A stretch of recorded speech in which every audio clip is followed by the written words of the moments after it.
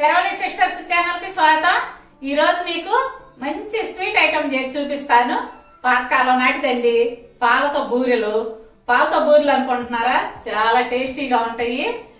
మీ పిల్లలు ఎంత ఇష్టంగా తింటారో మీరు చేసి పెట్టండి, చాలా బాగుంటాయి. అయితే ఇన్స్టెంట్ గా అప్పుడప్పుడు చేసి పెట్టొచ్చు అన్నమాట పిల్లలకి. మీరు తయారు చేసుకొని నేను చెప్పినట్టు చేసి పెట్టండి. చాలా ఈజీగా చాలా టేస్టీగా చేసుకోవచ్చు.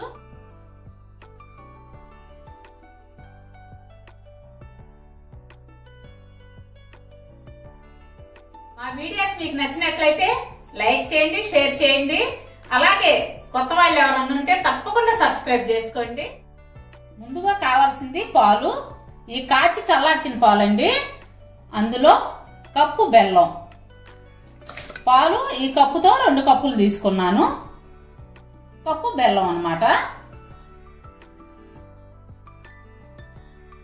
ఇప్పుడు బాగా కలిసేటట్టు బెల్లం బాగా కరిగి ఇట్లా ఈ పాలలో బాగా కరగాలన్నమాట. బెల్లము కరిగేదాకా కలుపుకుందాం. మీరు ఏ కప్పుతో అయితే బెల్లం తీసుకుంటారో ఆ కప్పుతోనే 2 కప్పులు పాలు తీసుకోండి. 1 కప్పు బెల్లం, 2 కప్పులు పాలు కొలత.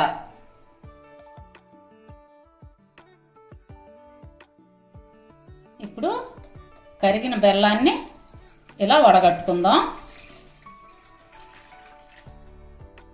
ఇందులో ఏదన్నా డస్ట్ ఉన్నా పుల్లా పుడక ఉంటే పోతాయి అన్నమాట.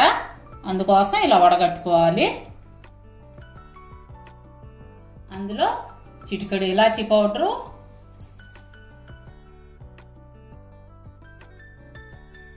బియ్యం పిండి అండి. తడిదైనా పొడిదైనా పర్లేదు.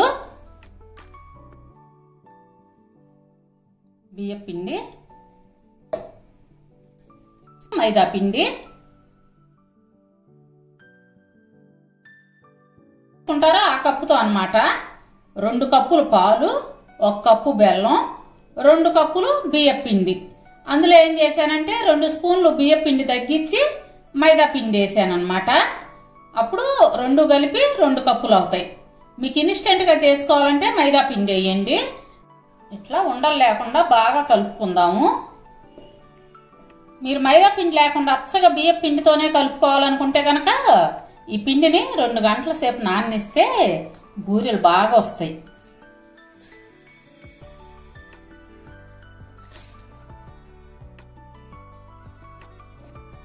పిండిని ఈ విధంగా కలుపుకోండి, దోశల పిండి మాదిరిగా. దీన్ని ఒక 10 నిమిషాలు అట్లా నాననిద్దాము.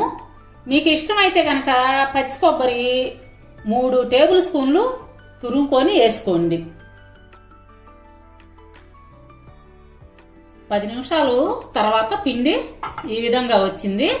ఇప్పుడు స్టవ్ వెలిగించి బాండి పెట్టుకొని బూరెలు వేసుకుందాం. ఈ బూరెలు వేయటానికి ఒక గరిటె తీసుకోండి. చూడండి ఇట్లా వచ్చిందనమాట జారుగా.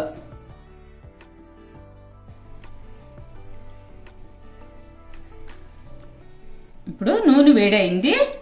వేడైన నూనెలో ఈ గరిటతో ఇలా తీసుకొని ఇలా వేయండి. మీకు కావలసిన సైజు వేసుకోవచ్చు అన్నమాట. మీడియం ఫ్లేమే పెట్టుకోండి. నూనె కొంచెం చాలు అన్నమాట. మరీ బాండి నిండా పోయొద్దు. ఆ బూరి మునిగే వరకే చాలు.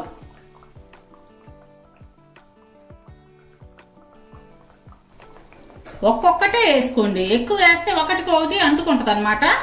ఒక్కటి వేసుకుంటాం కాబట్టి నూనె తక్కువ ఉన్నా పర్లేదు. ఇప్పుడు కాలితే అదే పైకి తేలుద్ది. ఉడకాలి కదా, లోపలంతా పచ్చిగా లేకుండా ఉడుకుతూ ఉంది ఆ నూనెలో. మీడియం ఫ్లేమే పెట్టుకోండి. ఇట్లా తేలిన దాన్ని టర్న్ చేసుకుందాం.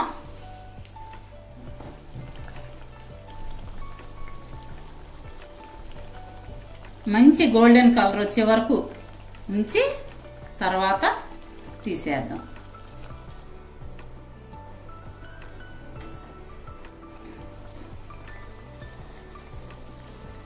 ఇట్లా పొంగుద్ది బూరె.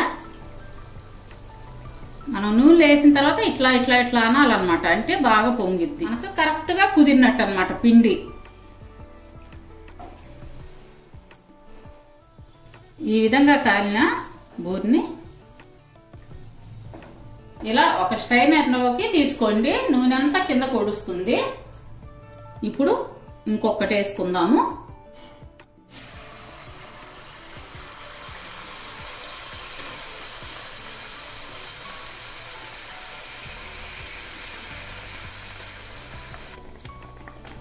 ఇప్పుడు తేలిన పూరిని మనం ఇలా ఇలా అంటుంటే బాగా పూరిలాగా పొంగుద్ది.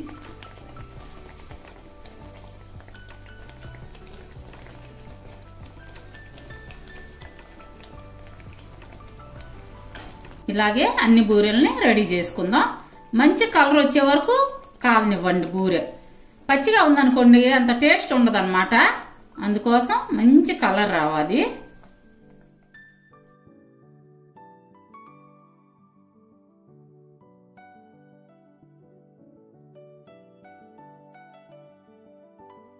పాలకూరలు రెడీ అయినాయి. ఇవి 2-3 రోజుల కంటే నిల్వ ఉండవు. అందుకని ఎక్కువ చేసుకోకుండా కొద్ది మొత్తంలో చేసుకోండి. అయితే మీరు తయారు చేసుకొని మీ పిల్లలకు పెట్టి ఎలా వచ్చినాయో నాకు కామెంట్స్ లో చెప్పండి.